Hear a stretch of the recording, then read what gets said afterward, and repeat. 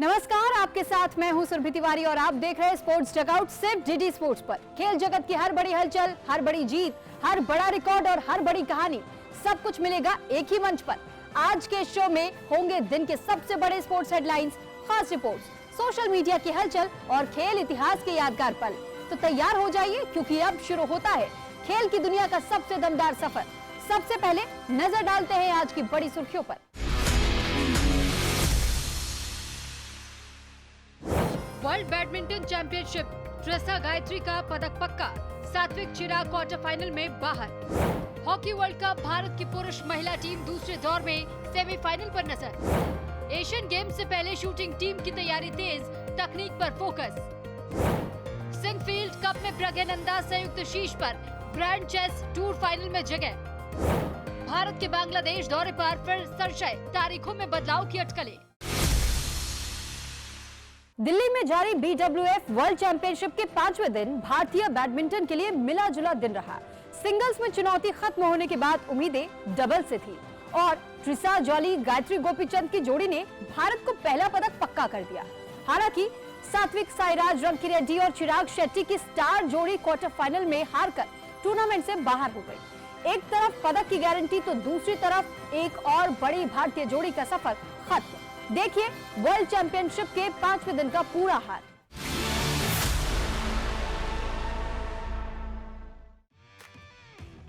दिल्ली के badminton court पर 5वें दिन भारतीय उम्मीदें डबल्स मुकाबले पर टिकी थी। सबसे पहले नजरें थी भारत की स्टार पुरुष डबल्स जोड़ी सात्विक साईराज रंकीरेड्डी और चिराग शेट्टी पर। सामने थी चीन की लियांग वेई केंग और वांग चांग की मजबूत जोड़ी। मुकाबला क्वार्टर फाइनल का था और जीत का मतलब था सेमीफाइनल में जगह। लेकिन भारतीय जोड़ी अपनी लय हासिल नहीं कर सकी। पहले गेम में सात्विक और चिराग ने संघर्ष जरूर किया, लेकिन चीनी जोड़ी ने निर्णायक पलों में बेहतर नियंत्रण दिखाया और गेम 21-18 से अपने नाम किया। दूसरे गेम में तस्वीर और स्पष्ट हो गई। लियांग और वांग ने भारतीय जोड़ी पर लगातार दबाव बनाए रखा और 21-9 से गेम जीतकर सीधे 2 गेम में मुकाबला अपने नाम कर लिया। इस हार के साथ सात्विक और चिराग का वर्ल्ड चैंपियनशिप सफर क्वार्टर फाइनल में ही थम गया। विश्व चैंपियनशिप में इससे पहले 2022 और 2025 में कांस्य पदक जीत चुकी इस जोड़ी को इस बार पदक के बिना लौटना पड़ा। लेकिन दिन का सबसे बड़ा पल आया महिला डबल्स में। ट्रेसा जॉली और गायत्री गोपीचंद के सामने थी चीन की जिया यी फान और झांग शू शियान। पहला गेम भारतीय जोड़ी ने 16-21 से गंवाया, लेकिन इसके बाद ट्रेसा और गायत्री ने शानदार वापसी की। दूसरा गेम 21-15 से जीतकर मुकाबला बराबर किया और निर्णायक गेम में भी दबाव के बीच बेहतरीन खेल दिखाते हुए 21-13 से गेम अपने नाम कर लिया। 3 गेम की इस शानदार वापसी के साथ ट्रेसा जॉली और गायत्री गोपीचंद ने सेमीफाइनल में जगह बना ली और इसी के साथ भारत का इस चैंपियनशिप में पहला पदक भी पक्का हो गया। अब भारतीय महिला जोड़ी की नजरें पदक के रंग पर है। 5वें दिन सात्विक और चिराग का सफर भले ही खत्म हुआ, लेकिन ट्रेसा और गायत्री की ऐतिहासिक जीत ने दिल्ली में भारतीय बैडमिंटन की उम्मीदों को नई उड़ान दे दी है। इससे पहले कल दिल्ली में जारी BWF वर्ल्ड चैंपियनशिप में भारतीय बैडमिंटन की सिंगल्स चुनौती भी खत्म हो गई थी। 2 बार की ओलंपिक पदक विजेता PV सिंधु और युवा स्टार आयुष शेट्टी को प्री क्वार्टर फाइनल में हार का सामना करना पड़ा। सिंधु को चीन की वांग जी यी ने 3 गेम तक चले मुकाबले में हराया, जबकि आयुष शेट्टी को इंडोनेशिया के अलवी फरहान ने सीधे गेमों में मात दी। इससे पहले लक्ष्य सेन भी प्रतियोगिता से बाहर हो चुके थे। देखिए दिल्ली से भारतीय सिंगल्स अभियान के खत्म होने की ये पूरी कहानी। दिल्ली में अपने छठे विश्व चैंपियनशिप पदक के सपने के साथ उतरी PV सिंधु को प्री क्वार्टर फाइनल में एक बार फिर कड़ी चुनौती का सामना करना पड़ा। चीन की विश्व नंबर 3 वांग जी यी के खिलाफ सिंधु ने पहला गेम 11-21 से गंवाया, लेकिन दूसरे गेम में शानदार वापसी करते हुए 21-15 से मुकाबला बराबर कर दिया। फैसला तीसरे गेम में होना था, जहां दोनों खिलाड़ियों के बीच कड़ा मुकाबला देखने को मिला, लेकिन आखिरी पलों में वांग ने बेहतर नियंत्रण दिखाया और 21-17 से गेम अपने नाम कर मैच जीत लिया। सिंधु का सफर यही थम गया। वहीं युवा भारतीय खिलाड़ी आयुष शेट्टी के लिए भी टूर्नामेंट का सफर प्री क्वार्टर फाइनल में खत्म हो गया। इंडोनेशिया के 11वीं वरीयता प्राप्त अलवी फरहान के खिलाफ आयुष ने पहले गेम में अच्छी शुरुआत की और मुकाबला अंत तक कड़ा रखा, लेकिन फरहान ने निर्णायक मौके पर बेहतर खेल दिखाते हुए पहला गेम 21-19 से अपने नाम किया। दूसरे गेम में भी आयुष वापसी नहीं कर सके और फरहान ने 21-11 से गेम जीतकर सीधे 2 गेम में मुकाबला अपने नाम कर लिया। इसके साथ ही पुरुष सिंगल्स में भारत की चुनौती भी समाप्त हो गई। आयुष से पहले लक्ष्य सेन भी प्रतियोगिता से बाहर हो चुके थे। सिंधु की हार के साथ महिला सिंगल्स में भी भारत की पदक उम्मीदें समाप्त हो गई। सिंधु ने विश्व चैंपियनशिप में अब तक 5 पदक जीते हैं। 2019 में स्वर्ण, 2017 और 2018 में रजत, जबकि 2013 और 2014 में कांस्य। अब सिंगल्स का अध्याय खत्म हो गया। हॉकी वर्ल्ड कप 2026 में भारतीय पुरुष और महिला टीम ने पूल स्टेज की चुनौती पार कर ली है। दोनों टीमों ने अपने अपने पूल में दूसरा स्थान हासिल कर दूसरे दौर में जगह बनाई। पुरुष टीम ने पाकिस्तान के खिलाफ करो या मरो के मुकाबले में 5-3 की शानदार जीत दर्ज कर अगले दौर का टिकट कटाया, जबकि महिला टीम ने इंग्लैंड के खिलाफ गोल रहित ड्रॉ के साथ अपनी जगह पक्की की। अब मुकाबला और मुश्किल है। सामने है दुनिया की मजबूत टीमें और दांव है सेमीफाइनल का। देखिए भारत के पुरुष और महिला टीम के अभियान पर हमारी खास रिपोर्ट। कभी कभी किसी बड़े टूर्नामेंट में सबसे मुश्किल काम होता है पहले दौर की बाधा पार करना। भारतीय पुरुष और महिला हॉकी टीमों ने ये चुनौती पार कर ली है। दोनों टीमों ने अपने अपने पूल में दूसरा स्थान हासिल किया और अब वर्ल्ड कप के दूसरे दौर में पहुंच चुकी है। लेकिन यहाँ से मुकाबला और कठिन है, क्योंकि अब एक गलती भी सेमीफाइनल की राह मुश्किल कर सकती है। भारत के लिए सफर की शुरुआत आसान नहीं रही। पुरुष टीम ने वेल्स को हराया, लेकिन इंग्लैंड के खिलाफ उसे हार का सामना करना पड़ा। इसके बाद पाकिस्तान के खिलाफ मुकाबला करो या मरो का बन गया और इस निर्णायक मुकाबले में हरमनप्रीत सिंह की टीम ने दबाव के बीच शानदार जुझारूपन दिखाया। पाकिस्तान के खिलाफ भारत ने 5-3 से जीत दर्ज की। कप्तान हरमनप्रीत सिंह ने 2 गोल किए, जबकि अभिषेक ने भी 2 गोल के साथ अहम भूमिका निभाई। हार्दिक सिंह ने एक और गोल जोड़ा। जीत ने भारत को दूसरे दौर में तो पहुंचा दिया, लेकिन एक सवाल अब भी कायम है, डिफेंस। पहले दौर में भारत ने 8 गोल खाए और कई गोल रक्षात्मक गलतियों के कारण आए। ऐसे में अब दुनिया की मजबूत टीमों के सामने डिफेंस को और मजबूत करना होगा।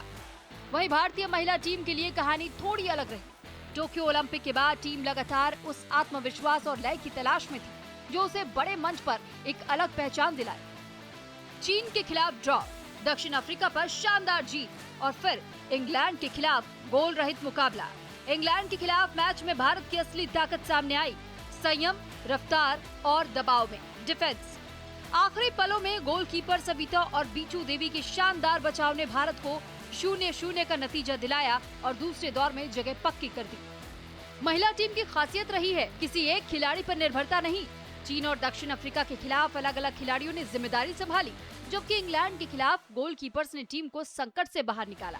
सबसे बड़ी सकारात्मक बात रही है टीम की लगातार बनी हुई ऊर्जा और आक्रामकता। अब यही निरंतरता अगले दौर में भी बनाए रखना सबसे बड़ी चुनौती होगी। अब नजरें भारतीय महिला हॉकी टीम के दूसरे दौर के मुकाबले पर है। भारत का पहला मुकाबला 21 अगस्त को रात 9:30 पर नीदरलैंड से होगा। इसके बाद 23 अगस्त को रात 10:30 पर ऑस्ट्रेलिया के खिलाफ भारतीय टीम मैदान पर उतरेगी। दोनों ही मुकाबले भारत के लिए बेहद अहम होंगे, क्योंकि अब हर जीत सेमीफाइनल की राह को मजबूत करेगी। नीदरलैंड्स और ऑस्ट्रेलिया जैसे मजबूत टीमों के खिलाफ भारतीय महिला टीम की असली परीक्षा अब शुरू होगी। महिला टीम के सामने भी चुनौती कम नहीं है। पहले मुकाबले में सामना है नीदरलैंड से और इसके बाद ऑस्ट्रेलिया से। नीदरलैंड्स की आक्रामक क्षमता इस वर्ल्ड कप में पहले ही दिखाई दे चुकी है। ऐसे में भारतीय टीम को अपनी डिफेंसिव मजबूती के साथ साथ गोल करने के मौकों को भी भुनाना होगा।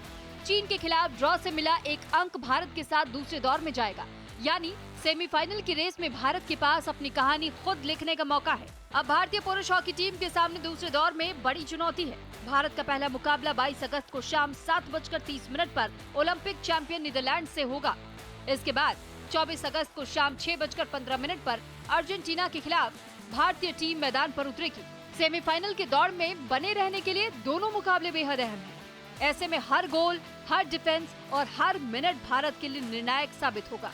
अब नजरें हैं नीदरलैंड्स और अर्जेंटीना के खिलाफ भारत के अगले बड़े इम्तिहान पर। डच टीम ने टूर्नामेंट में अब तक शानदार आक्रामक हॉकी खेली है। इसके बाद भारत का सामना अर्जेंटीना से होगा। भारत के लिए मुश्किल ये भी है कि इंग्लैंड के खिलाफ मिली हार के कारण वो दूसरे दौर में कोई अंक लेकर नहीं जा रहा, यानी सेमीफाइनल के दौर में हर मुकाबला बेहद अहम है। हमला भारत की ताकत है, लेकिन डिफेंस में सुधार अब सबसे बड़ी जरूरत। दोनों टीमों ने पूल स्टेज पार कर ली है, लेकिन असली परीक्षा अब शुरू होती है।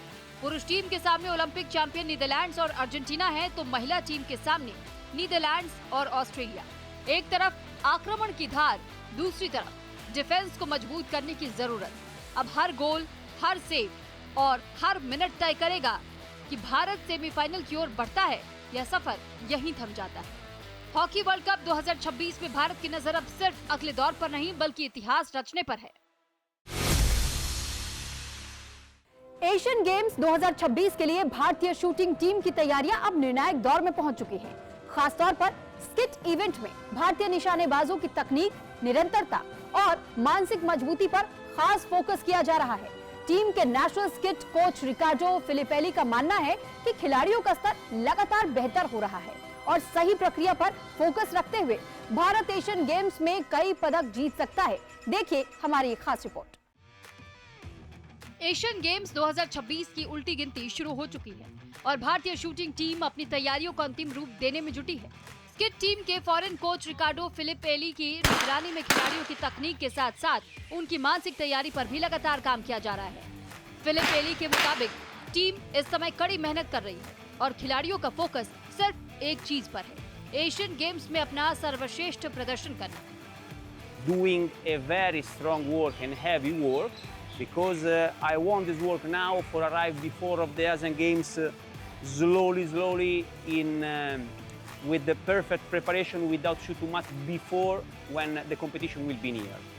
I'm very happy about of the work about of our athletes, our shooters, because the behavior is perfect, the commitment the same, and so I hope that the next competition will go good. We will go good. But one thing is sure, never give up.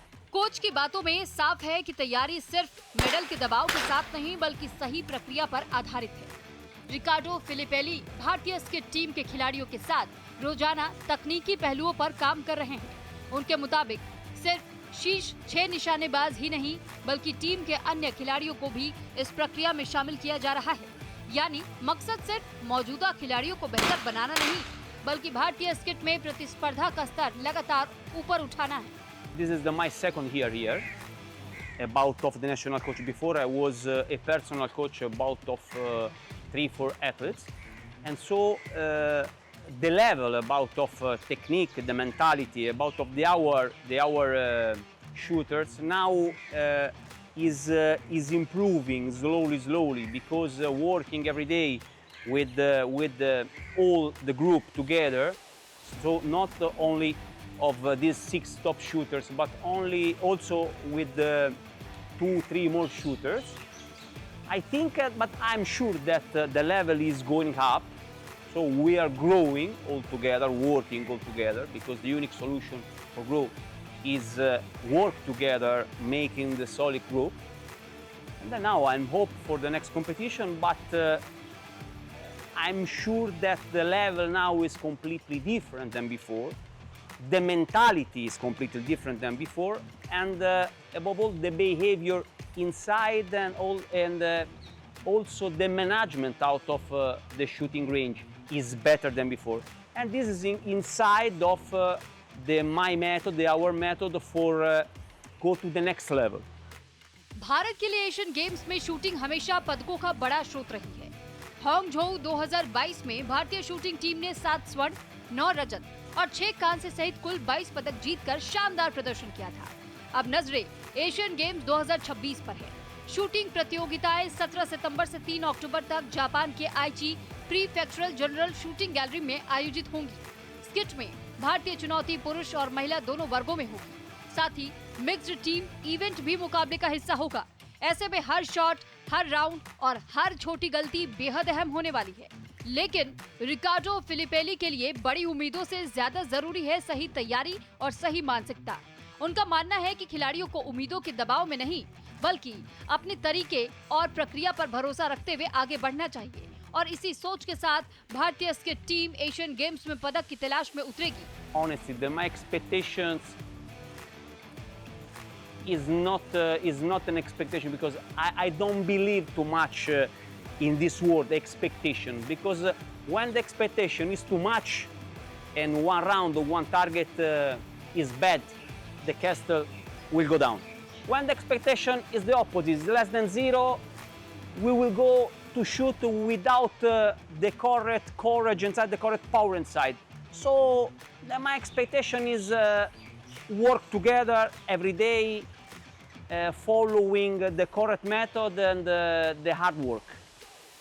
So the expectation, I don't like too much this word, but I hope that in the next camp and above all in the next competition, we will win too many medals. I hope. तकनीक में सुधार, मानसिक मजबूती और लक्ष्य सिर्फ एक, भारत के लिए ज्यादा से ज्यादा पदक। एशियन गेम्स की शूटिंग रेंज में जब भारतीय निशानेबाज उतरेंगे तो उनकी तैयारी का असली इम्तिहान होगा। अब हर शॉट में उम्मीद है, हर निशाने में विश्वास है और कोच रिकार्डो फिलिपेली को भरोसा है कि ये टीम आने वाली बड़ी चुनौती के लिए तैयार है।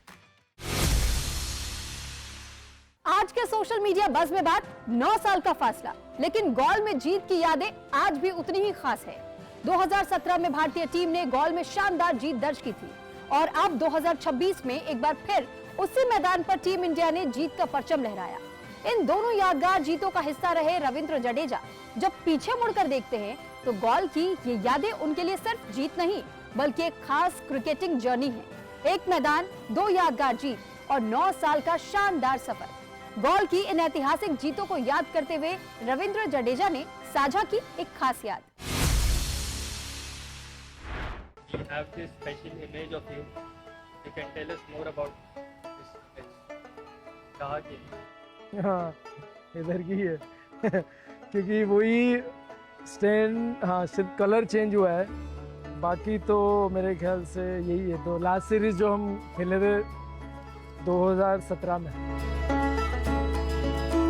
Obviously playing for India for 10 years, it means a lot because it takes a lot of effort to, stay longer period of the time. So I think I'm feeling blessed and thanks to God that I'm still playing for India and doing what I've been doing for India since so many years.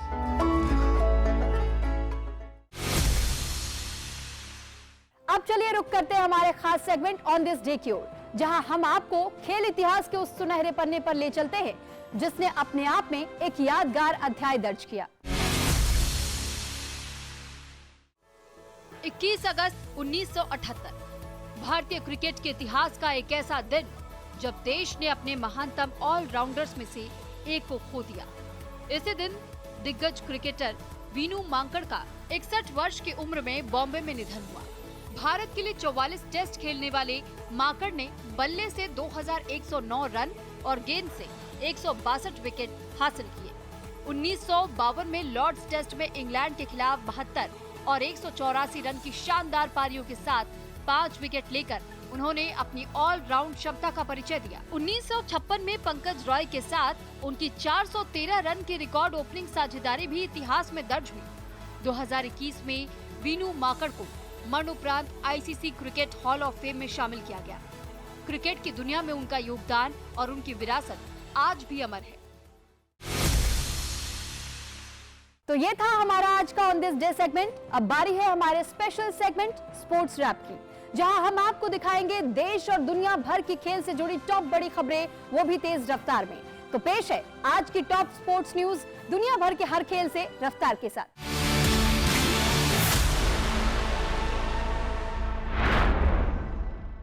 NBA के पूर्व MVP James harden एक बार फिर Cleveland Cavaliers की Jersey में नजर आएंगे।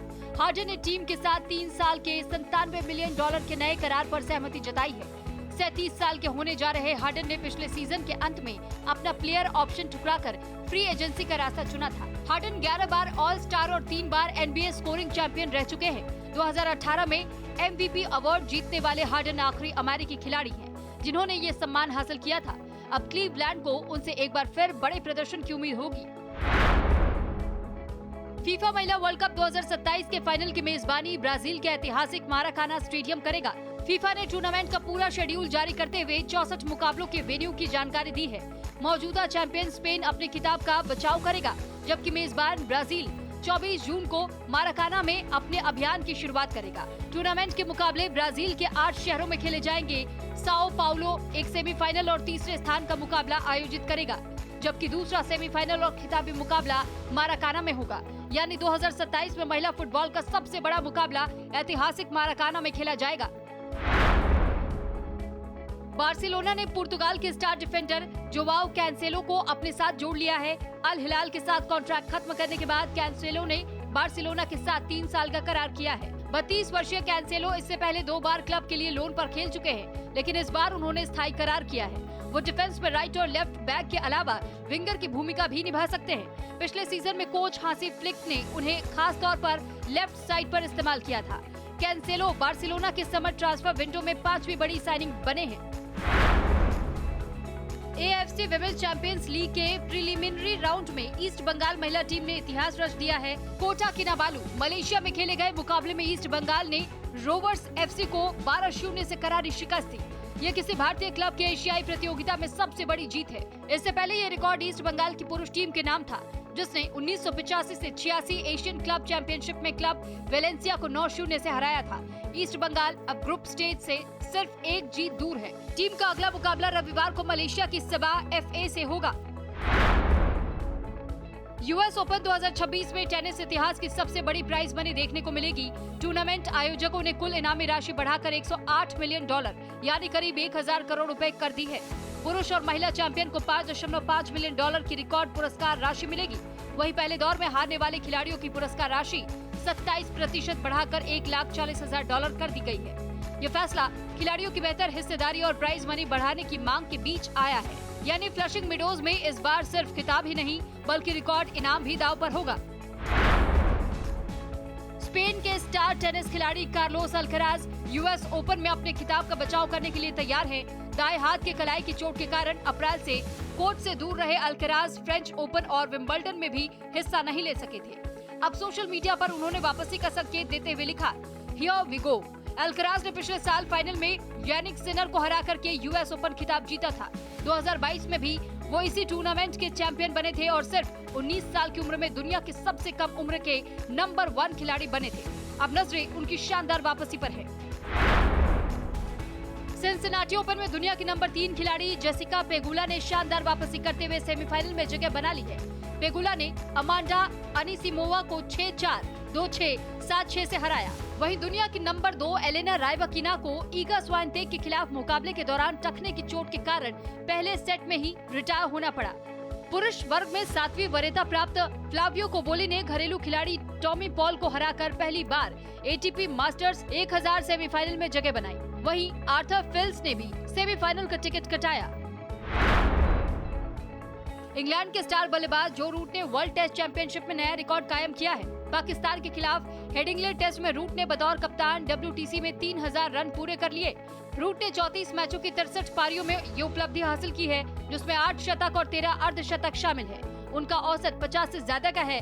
Root के बाद इस सूची में बेन स्टोक्स और श्रीलंका के दिमूथ करुणारत्ने का नंबर आता है। खास बात ये रही कि रूट की इस उपलब्धि के साथ इंग्लैंड ने पाकिस्तान के खिलाफ पहली पारी में 195 रन की बढ़त भी हासिल कर ली। भारत के बांग्लादेश दौरे को लेकर एक बार फिर असमंजस की स्थिति बन गई है। बांग्लादेश क्रिकेट बोर्ड के अध्यक्ष तमीम इकबाल ने संकेत दिया है कि दोनों बोर्ड दौरे को लेकर बातचीत कर रहे हैं और निर्धारित कार्यक्रम में बदलाव संभव है।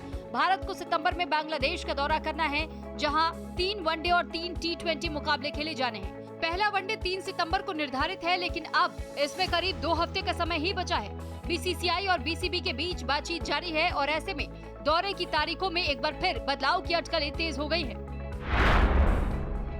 भारतीय ग्रैंड मास्टर आर प्रज्ञानंदा ने सिंकफील्ड कप 2026 में शानदार प्रदर्शन करते हुए टूर्नामेंट में संयुक्त रूप से शीर्ष स्थान हासिल किया और ग्रैंड चेस टूर के फाइनल में अपनी जगह पक्की कर ली। आखिरी क्लासिकल राउंड में उन्होंने नीदरलैंड्स के अनीश गिरी के साथ ड्रॉ खेला और 9 राउंड में 5.5 अंक हासिल किए। हालांकि टाई ब्रेकर आर्मगेडन में अमेरिका के वेस्ली सो से हारने के कारण उन्हें उप विजेता से संतोष करना पड़ा। प्रज्ञानंदा ने टूर्नामेंट में कैंडिडेट्स विजेता जावोखिर सिंदारोव और मैक्सिम वॉचियर-लागरेव को हराया।